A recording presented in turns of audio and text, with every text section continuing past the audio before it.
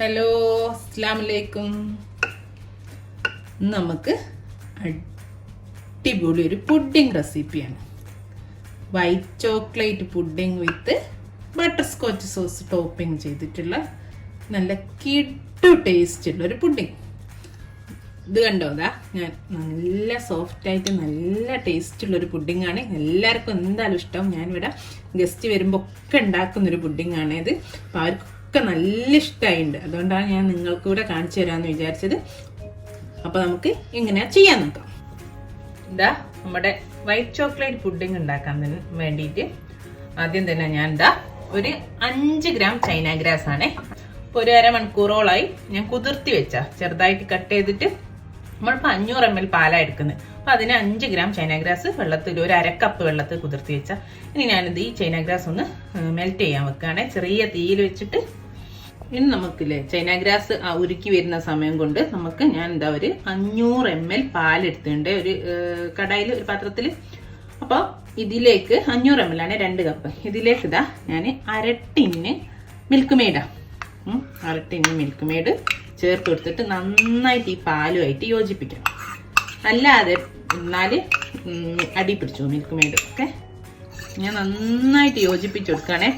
എപ്പോഴും ഏത് പുഡിംഗ് ആണെങ്കിലും മിൽക്ക് മെയ്ഡും പാലും തീ ഓൺ ചെയ്യുന്നതിന് മുന്നേ ഇതുപോലെ നന്നായിട്ട് മിക്സ് ചെയ്ത് കൊടുത്തിട്ട് ചെയ്താൽ മതി. പാല് തിളപ്പിച്ചിട്ട് ഒഴിക്കുമ്പോൾ നമ്മൾ ഒഴിച്ച സമയത്ത് അതേപടി അത് ഒന്ന് കൈ വിട്ട് പോയാൽ അടി പിടിക്കും. നമ്മുടെ മിൽക്ക് മെയ്ഡും പാലും നന്നായി യോജിച്ചിട്ടോ. ഇനി ഞാൻ തീ ഓൺ ചെയ്തിട്ട് ഇത് നന്നായിട്ടൊന്ന് തിളപ്പിക്കട്ടെ. പാലും മിൽക്ക് മെയ്ഡും കൂടി ഇളക്കി കൊടുക്കണം കേട്ടോ. എടുക്ക് അങ്ങനെ തന്നെ ഇട്ടേക്കരുത്. ഓക്കെ, ഇതാ നമ്മുടെ പാലൊക്കെ നന്നായിട്ട് തിളച്ച് വരുന്നുണ്ട്. അപ്പോൾ ഇടയ്ക്ക് നിങ്ങൾ ചൈന ഗ്രാസും ഇളക്കി കൊടുക്കണേ. അതോടെ തിളയ്ക്കുന്നുണ്ട്.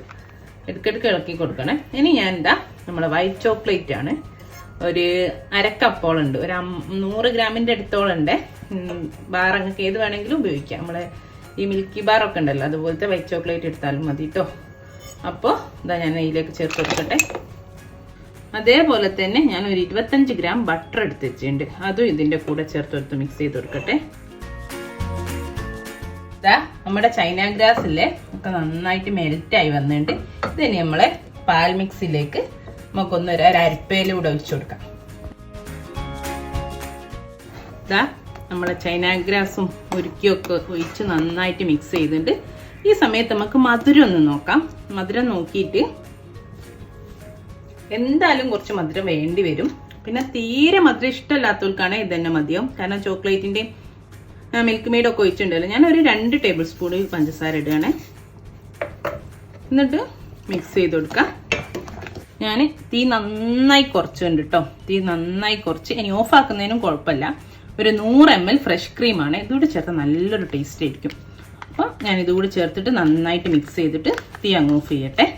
അപ്പോൾ ചെറിയ തീയിലിട്ട് വെച്ചാൽ ഞാൻ ഫ്രഷ് ക്രീം നന്നായിട്ട് മിക്സ് ചെയ്ത് കൊടുക്കുകയാണ്. ഈ സമയത്ത് നിങ്ങൾക്ക് മധുരം വേണേ നോക്കാം. അപ്പോൾ അതിനനുസരിച്ച് മധുരം ചേർത്ത് കൊടുത്താൽ മതി കേട്ടോ. ഞാനിപ്പോൾ ഒരു 1/2 ടിന്ന് മിൽക്ക് മെയ്ഡിൻ്റെ ഉണ്ട്. പിന്നെ നമ്മളെ ചോക്ലേറ്റിൻ്റെ മധുരം ഉണ്ടാവും. പിന്നെ ഒരു 2 ടേബിൾ സ്പൂൺ പഞ്ചസാരയൂടെ ചേർത്ത് കൊടുക്കുന്നുണ്ട്. അപ്പോൾ തീ ഓഫ് ചെയ്യാം. അപ്പോൾ നമ്മുടെ പുഡിംഗ് മിക്സ് ഇവിടെ റെഡിയാണ്. വൈറ്റ് ചോക്ലേറ്റ് മിക്സ് ഇവിടെ റെഡിയാണ്. ഇനി ഞാനൊരു പുഡിംഗ് ബൗൾ എടുത്തിട്ടുണ്ട്. നിങ്ങൾക്ക് വേണമെങ്കിൽ ചെറിയ ചെറിയ ഗ്ലാസ്സിൽ സെറ്റ് ചെയ്യാം കേട്ടോ. ഞാനൊരു ബൗൾ എടുത്തിട്ടുണ്ട്. അതിലേക്ക് നമ്മൾ മിക്സ് ഒഴിച്ചു കൊടുക്കുകയാണേ. ഇതിനി നന്നായിട്ട് ചൂട് തണിഞ്ഞതിന് ശേഷം നമ്മൾ ഒരു കവർ ചെയ്തിട്ട് ഫ്രിഡ്ജിൽ ഒരു 8 to 10 മണിക്കൂർ വരെ വെക്കണേ, നന്നായിട്ട് സെറ്റ് ആവാൻ വേണ്ടിയിട്ട്.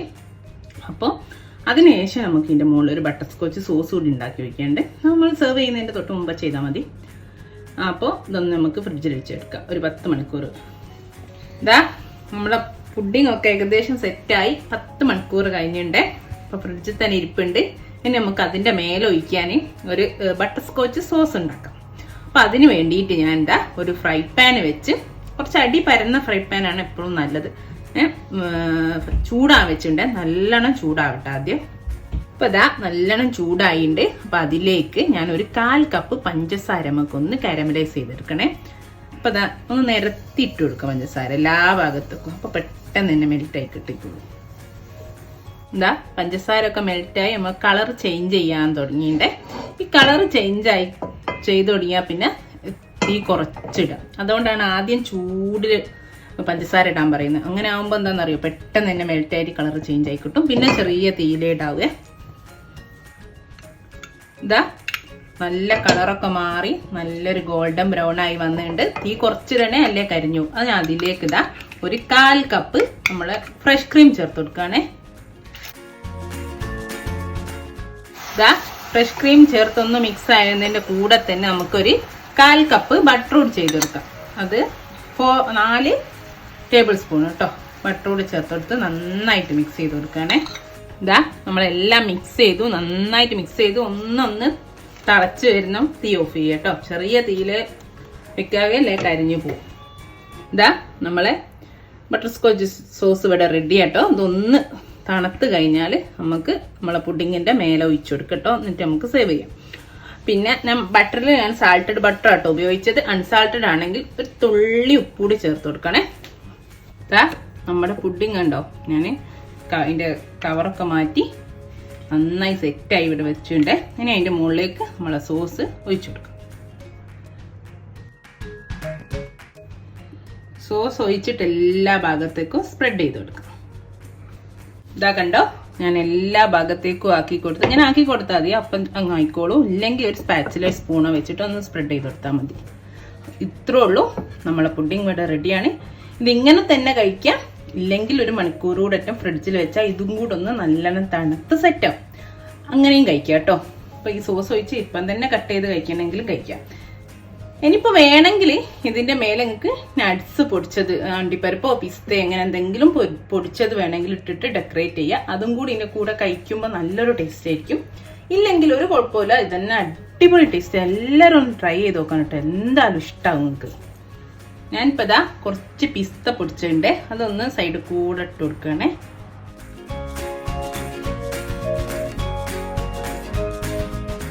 അപ്പം എല്ലാവരും ട്രൈ ചെയ്ത് നോക്കുക, എല്ലാവർക്കും ഇഷ്ടം. ഓക്കെ, ഇൻഷാ അല്ലാഹ് വേറൊരു നല്ല വീഡിയോ ആയിട്ട് വീണ്ടും കാണാം. Thank you.